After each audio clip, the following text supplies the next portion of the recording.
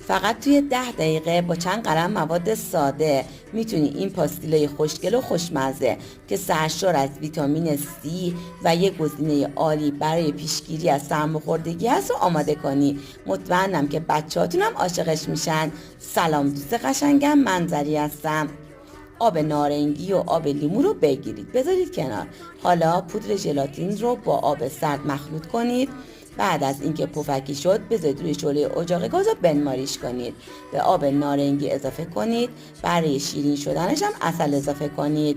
پودر زنجبیلم بریزید و هم بزنید. حالا قالبتون رو خوب روغن مالی کنید. از مواد داخل قالب ها پر کنید و 3-4 ساعت بذارید داخل یخچال. بعد از 3-4 ساعت پاستیله خوشگل و خوشمزه شما آماده است.